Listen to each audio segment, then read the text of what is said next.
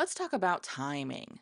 I want to talk about when to make what kind of asks in your podcast. So, we're already on board with the idea that we're using our podcast as a sales engine, as a lead generating tool in our businesses. Let's talk about timing though. Let's talk about when we do it and what kind of asks we're making.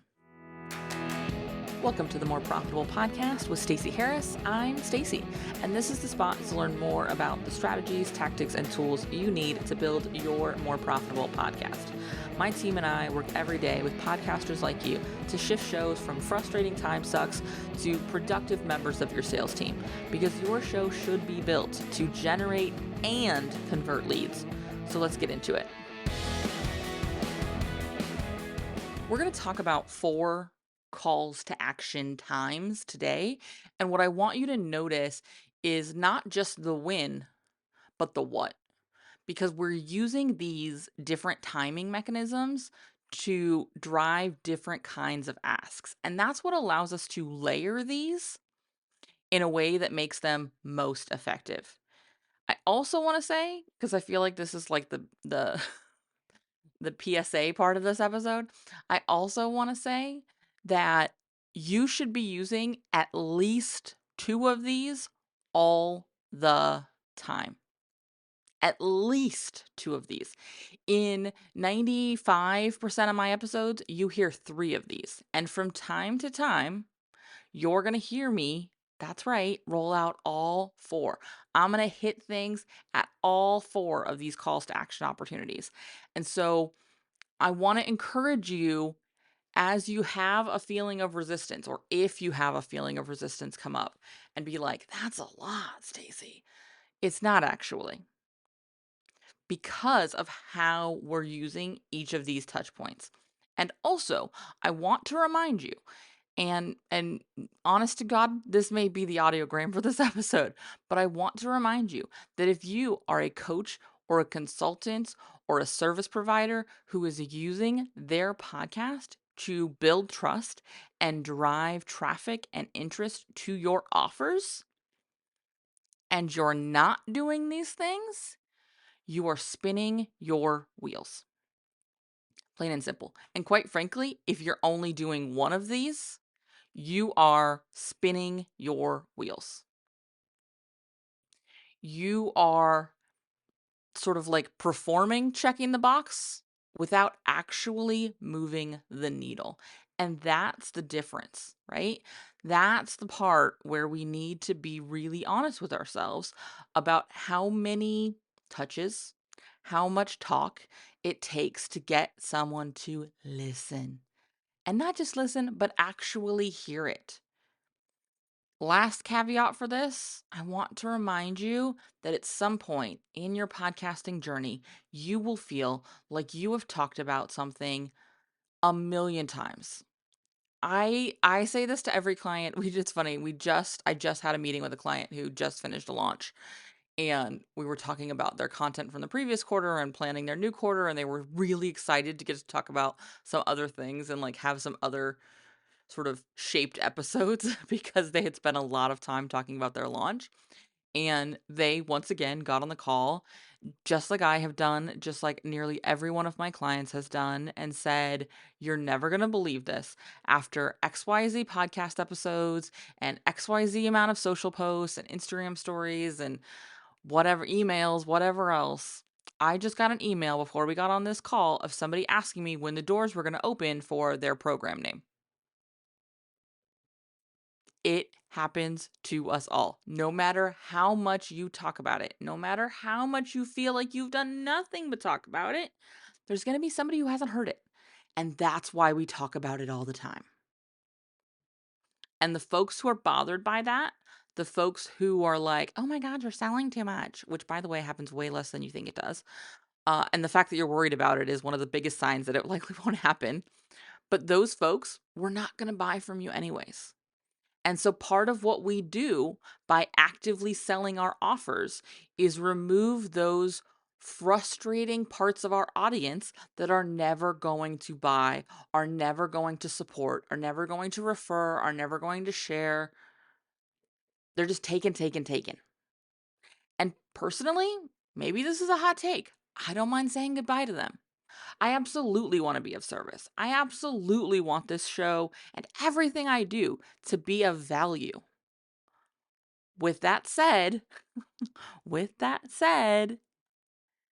I can only be of value if you're going to do stuff. And I can only be of so much value here. All right?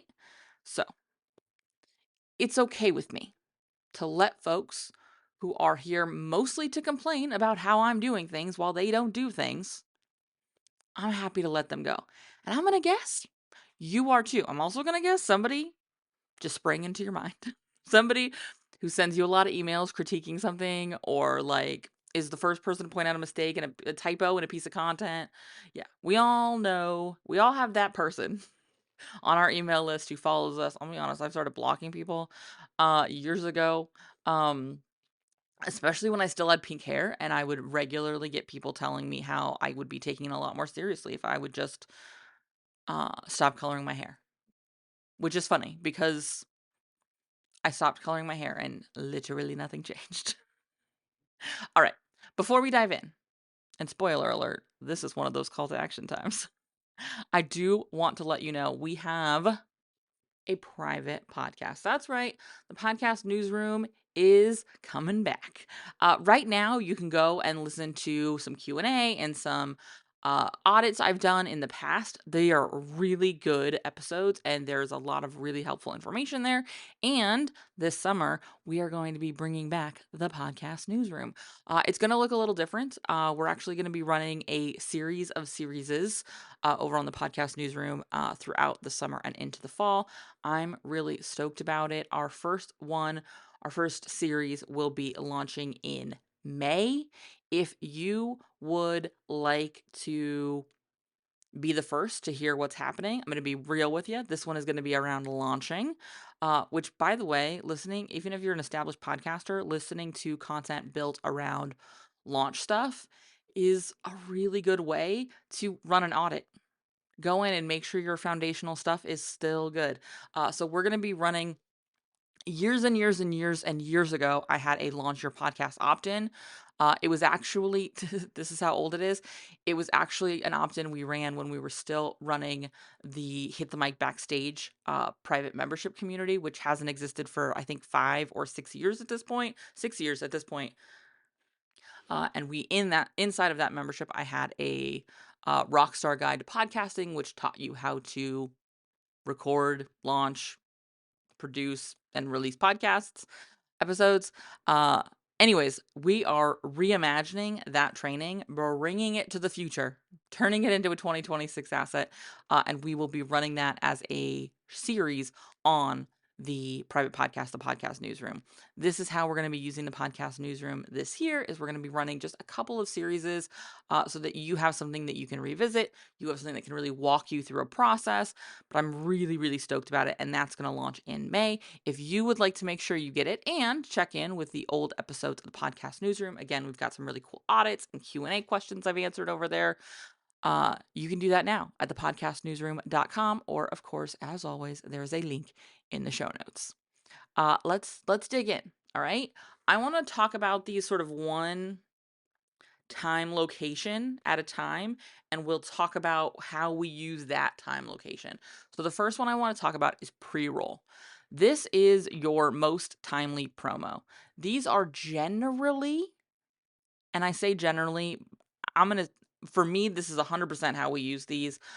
For all of our clients, these are how we're using these. These are generally dynamic ads. And so we're running them across most, if not all, podcast episodes. I say most because sometimes there's podcast episodes where it's really not a fit. For example, if I am running a program that is focused on established podcasters, I'm probably not going to run that dynamic ad again in front of episodes that are built and like speak very specifically to someone who hasn't launched a show yet. And so like that's what I mean when I say most. But in a lot of cases, I'm running those across every single episode. But this is timely promo. This is something that you need to know about now. A big way I use these in this show and in my business is when we run the only thing in my business that has a real timeline, which is the podcast summer camp, profitable podcast summer camp. Uh, that has an actual timing mechanism because it is a small group program. It runs at a specific time of year. It's my only offer that is not available kind of all the time, barring capacity and things like that. But it runs once a year. We run it in the summer. This year, we're going to open the doors in June. We're going to actually run the calls July and August. And so come May, come June, you might start hearing some dynamic ads at the top of the episodes that are me talking about that program. Spoiler alert, in case you want some insights on my upcoming marketing. But you will start hearing a dynamic ad for the podcast newsroom as we roll out that launch series in May. You will hear assorted podcast, profitable podcast summer camp, new dynamic ads up at the top of the show as we open the wait list, open the cart, close the cart, etc. Those are time is of the essence. These are also really great if you're running a webinar, if you are doing a live event, anything that has a real date to it, that is a, hey, before we jump in, here's this. One thing I really want you to consider with these is brevity. This is not about telling them everything they need to know about this offer. This is not an audio sales page that sits at the front of your podcast episode. This is a reminder. This is a nudge. This is a heads up. Because, one, if they're binging your podcast, they're going to hear it lots of times as they go from episode to episode to episode to episode. And two, we don't want this to be so long that they lose interest in listening to the thing that made them hit play. And that's the biggest thing I want you to be considering is keeping it brief enough. I try to keep them 30 to 45 seconds. Occasionally I'll hit a minute. I really recommend going no longer than 90 seconds. And at 90 seconds, you're buying some big time trust, okay? So be mindful of that. And different ones may need different amounts of time. But you'll most often hear mine come in 30, 45, at most 60 seconds.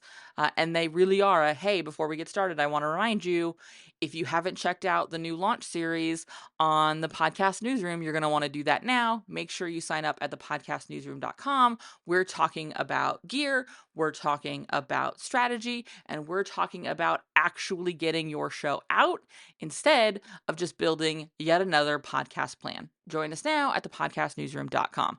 Literally, that is what I remember of a script from my dynamic ad. So that's what we're talking about with this. It is brief, baby. It is keeping it tight because this is just about getting that touch in. All right. The second timing is what you heard me do today when we talked about the podcast newsroom and this launch series we're running. It was between my sort of like episode intro and the first point I made in this episode. So between me talking about what this show was going to be about and really onboarding you into this idea and talking about that pre-roll dynamic ad, we talked about the podcast newsroom. That's that time. This is most often free stuff. An opt-in, a webinar, a training, if you're working on a collaboration with somebody. I have a client who used this in a really cool way recently. They mentioned a big podcast they had been on. It was a great credibility marker of like, hey, I was on this cool show. And it got people to go listen to that show, which the host of that show also appreciates, which is a really good way to get invited back to that show, which was a big show and a really good lead magnet for her, or get on other shows. One of the things hosts are looking at when they're looking at booking somebody onto their show is, are they going to share it? Because yes, it's about you coming on and getting in front of my audience, but it's also about my show getting in front of your audience potentially. And so we want to be mindful of that. So that was a really cool way that I have not used it, but I thought was really interesting. And honestly, I might use it. But this is most often free stuff. When it can be paid stuff is in a time where you do sort of have a news piece. So maybe you've got a live event you're launching. I would make that launch announcement in this kind of space if I wasn't doing a whole episode dedicated to it. And if I was doing a whole episode dedicated to it, I would still have a moment at early in the episode saying, "Hey, if you're liking this so far and you're excited, don't miss your opportunity. Get on the wait list for when tickets open up for this live event." Or I have used this before because we only have so much capacity for our launch accelerator offer. I only take on so many of those at a time. This is a great place for me to go, "Hey guys, we have one spot open if you want to do this with me." Because it's early in the episode, they're still paying attention. But it's a quick drop for me, and it's just a little bit of news. And so that is the timing where I will make this something that is maybe a paid ask, but it's more of an invitation and less of a traditional structured call to action. Uh, Most often, though, this is your free stuff. These are your resources, your quizzes, your PDFs, your webinars, your trainings, your private podcasts, your whatever. That's the time to do that. The third point in which we should be making calls to action is before our recorded outro, but at the end of that episode's content. This is the one that is what I like to call sort of your live outro. This is the one where we are tying our specific offer to our specific episode. This is tied through the content by planting seeds. And if you've listened to the show for a long time, you've absolutely heard me talking about this. It's so funny. I just had a conversation with one of our production clients about shifting how they do this, because oftentimes it can feel like we're doing this because we'll say things like when I work with clients or in my work or when people work with me. But those planted seeds are actually most effective if we name the thing we're going to be trying to sell them later. So if I'm building an episode where I'm selling the podcast launch accelerator, I want to make sure I'm naming the podcast launch accelerator in the points I'm making. So let's say I'm doing an episode on launching and 5 mistakes people, this is an episode that actually exists, by the way, 5 mistakes people make when they launch their podcast. I could say, you know, for mistake number 2, whatever it was in that episode, I don't remember. It was a long time ago I recorded it, although I will include it in the show notes because I've talked about it so much at this point. But I can say this is something that comes up all the time when I sit down with podcast launch accelerator clients because blah, blah, blah, blah, blah, blah. So that's me planting the seeds. Then when we get to that live read outro and I'm making the offer, I'm tying this to them. Right? I'm tying these together. I'm making sure it's clear that all of the things we talked about, this is how you get them.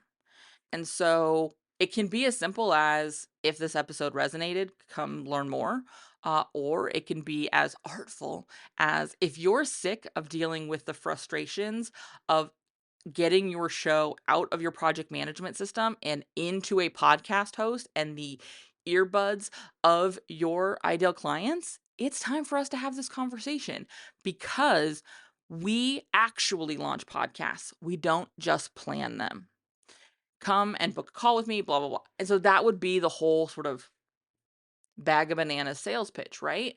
That's where we have a bit more time. This is where it is worth laying out and really tying back to the points you made, how this offer solves those problems. So don't worry so much about this being 30, 60, 90 seconds. You have a couple of minutes because you have bought their trust by providing value throughout the episode. And frankly, this is the call to action most podcasters miss. This is the one that gets skipped, and it drives me crazy because this is the one where you're probably talking to the people most likely to make that move, most likely to click that button, buy that program, sign up for that call, attend that whatever event. This is the one most likely to get in the ears of your most interested listener. So don't speed through this, and don't soften it to the point where it's unrecognizable. Don't act as if they're doing you a favor by reaching out. Make it clear that this is their opportunity to solve the problem they clearly have, or they wouldn't keep listening. None of us are looking to waste time and listen to content so that you feel better about putting it out. We're listening to your content because it is solving a problem for us. It is helping us get a better perspective, a better understanding. It is challenging our thoughts. It is giving us a better way, or maybe just another way. There was value there. Now make your ask. Make that change real to them so they can actually get the thing that they're so fired up about after listening to that episode. Because we all know, and I say this as somebody who is a podcaster selling podcasting, podcasts don't solve problems. Service providers, consultants, coaches, experts solve problems. Doing the work solves problems. Consuming content doesn't. That's why you need to make it clear to your listener that although listening today gave them awareness, it is not a solution. Here's the solution. And if you are not providing them this solution, you're basically just having them walk the plank. And they're just jumping off your boat into open, shark infested waters because now they know they have a problem, but you've not presented yourself as a trusted resource. So they're going to go try to find their solution elsewhere. And you and I both know that in every space, every expert has an understanding of the one person in their industry, in their space. I'm not even going to call them a competitor because I don't think they are. But the person who, when you get on sales calls with people, are like, yeah, I worked with so and so and it was bad. When we do not give them a solid call to action, we have primed them to be ready for that person because that person has no qualms making a call to action. All right. The final one I want to talk about, and this is the one that most people get because it's kind of a layup. It's your pre-recorded outro, your actual outro. I call this the catch-all, right? This is where we ask for ratings and reviews.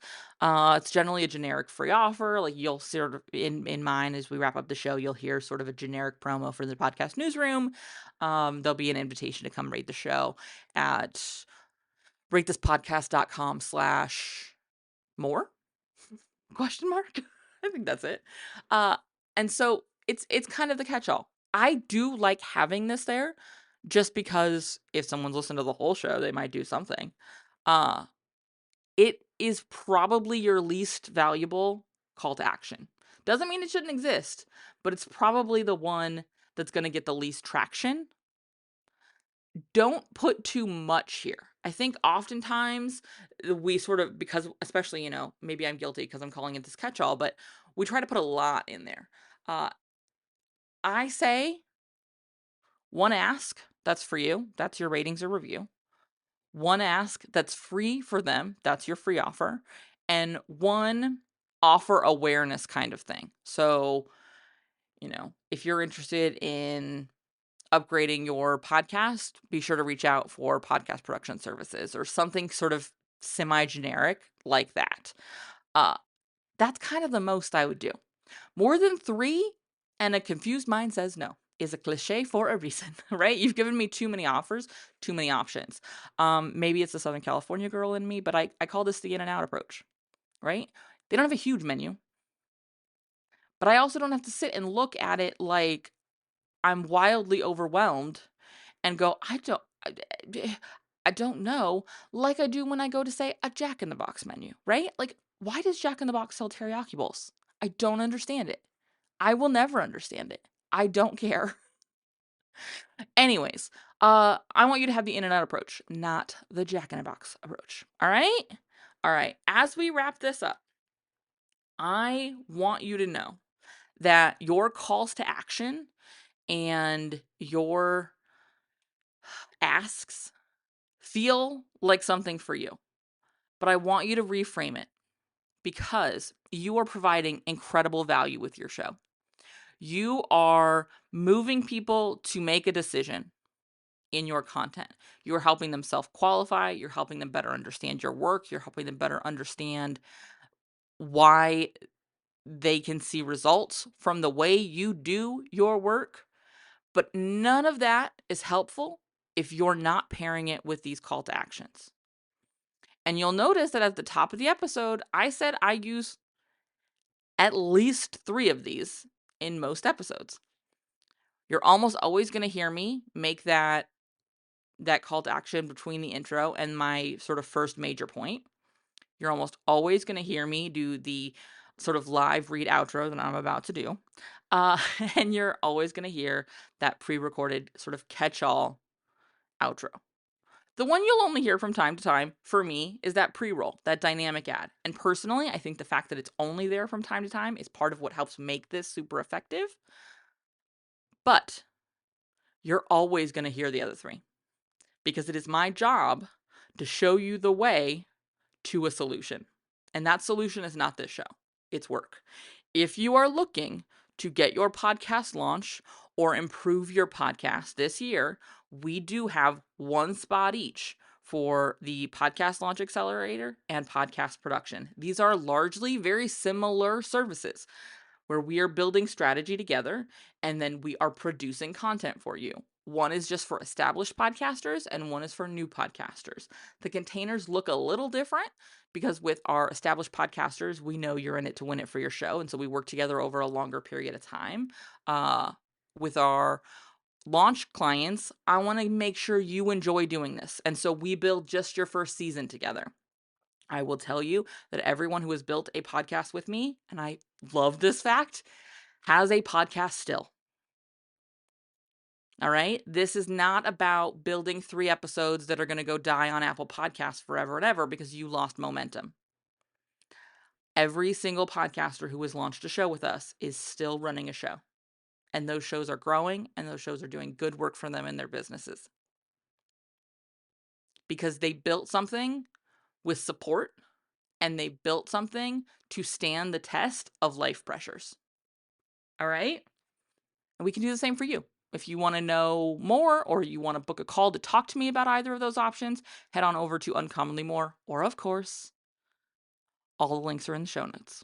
All right? I'll see you right back here next week. Thanks for hanging out with me. Thanks so much for listening to the show. Remember that content consumption does not make changes. So commit to doing something from today's episode. Maybe it's taking action on what we talked about. Maybe it's reaching out to me and learning more about podcast strategy intensives or what podcast production looks like with our team. All of that is over at uncommonlymore.com. And if you haven't yet signed up for the podcast newsroom, I want to remind you that is a great next step. If you're not really sure what comes next, hang out over there. Get those exclusive private episodes. That's over at podcastnewsroom.com. And the last favor I will ask, because social proof is endlessly important for sure, is to leave a rating or review for the show. If you go to ratethispodcast.com/more, that's the easiest way to do it. But I would love to hear what you thought of the show, what you think of the show, and if the show has been helpful for you. I can't wait to chat with you. So this is just the start of the conversation. Reach out so we can keep it going. Talk soon.